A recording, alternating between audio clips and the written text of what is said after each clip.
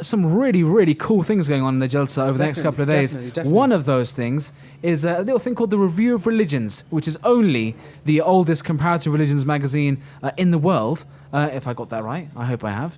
And actually, joining us here to actually give us a bit more of an idea of some of the brilliant things which are going to be going on in the Review of Religions exhibition tent, we are now joined by a very esteemed member. Thank you very much for joining us. Assalamu alaikum, guys. How's it going? Very well, very well. I mean, it's fantastic to actually get together and actually see so many people coming in and discussing various elements of the things going on in Jalsa. And obviously, everyone's interest is piqued and tweaked by the different things around the Jalsa. So what's Review of Religions talking about? I mean, first, if you could tell us a little bit about Review of Religions itself. So, like you mentioned, so basically Review of Religions is one of the oldest comparative religious magazines, started by the Prophet ﷺ in 1902. It started in Qadian, but now with the new technology, it's moved over to London, and we have our headquarters here in London. And in that exhibition, we've got three main projects. The first project that we've got is something called the Turin Shroud, and that's actually basically a replica of the actual Turin Shroud, which is in Italy. Yep. And it is said to be the burial cloth of Jesus, Jesus Christ. And that was wrapped around him, and we've got the expert here called, his name is Barry Schwartz, and he's attending a Jalsa this year, and he's giving 2 or 3 seminars to the men and women on exactly the from the scientific perspective why this Turin Shroud is actually the real Turin Shroud that is said to be and not a fake. So the second project that we've got going is Holy Quran exhibition. So this exhibition is going to be presented by Rizwan Beg, who is actually... This actually got a lot of attention, actually, hasn't it? Yeah, definitely. He came last year, the first time he came, and he's come now with even more of his collection. And he's actually one of the largest collectors of Islamic artifacts outside of the British Museum. I believe it's art as well as pottery, as well as manuscripts as well. Calligraphy, different type of things. So that's coming this year. But one of the new projects that's being launched this year is actually called the Alkaline Project. And what that is that what we've started is there are 6,000 verses in the Holy Quran. Sure. And in this Jalsa, we're going to try and get different people to write each verse. So different members of the Ahmadiyya Muslim community to write one verse in this Holy Quran, compile it together and make it into one manuscript. That's pretty cool. Which is going to be the first one ever done in the history of the Ahmadiyya community. Wow. So that's going to be hopefully kicking off in about 1 or 2 hours.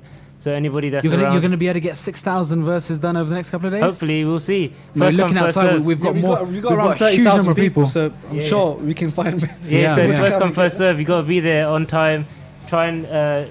kick it off in a couple of hours, and hopefully that manuscript will be historic in the sense that it will show the unity of the Ahmadiyya Muslim community. Because at this time there are a lot of Muslim communities out there, but they don't have much unity. They're not unified in any way.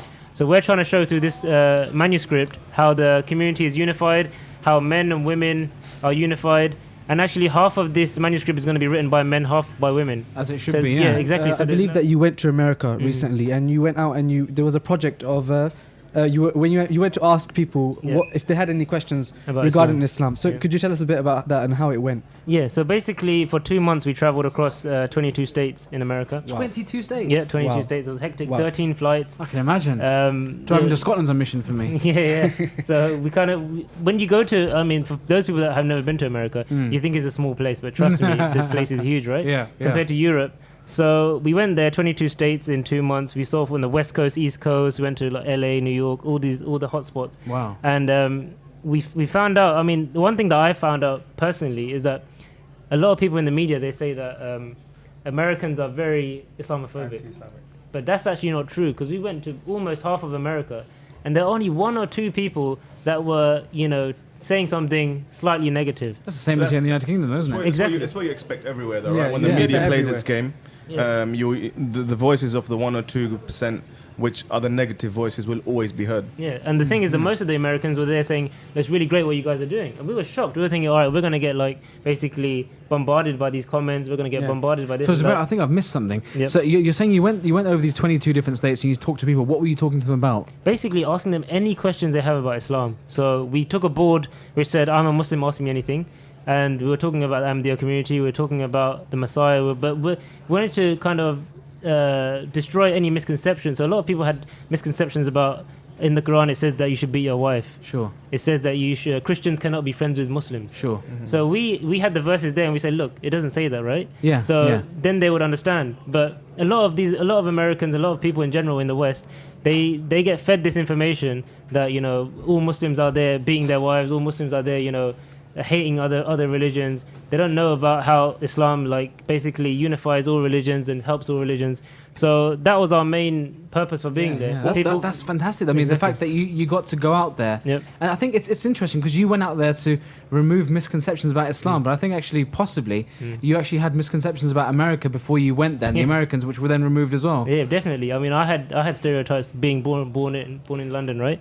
Yeah, The Americans are very open-hearted, loving people, very positive. Yeah. So it's fantastic the work you're doing. I mean, how do you think that having an exhibition like the Review of Religions has today, how do you think that's going to tackle some of the real problems that we see in the world? I think that the thing, this whole Jalsa in itself, but also the Review of Religions exhibition in itself, really is putting across a positive message, not only about Islam, about Christianity, about Judaism. You know, Barry Schwartz, who's the world expert, he came to Jalsa last year. Yeah. And he went on the stage and he said he couldn't believe it that a Jewish man was talking about a Christian relic in a Muslim event. Yeah. So this shows the kind of the level of inclusiveness. Anybody can come, anybody can turn up, and they can, you know, see this and they can be a part of it. There's no like, you know, separation. There's no division. Men, women, children, they can all be a part of it. And it's about, you know, positivity. It's about spreading love and peace, and that's what we're trying to show.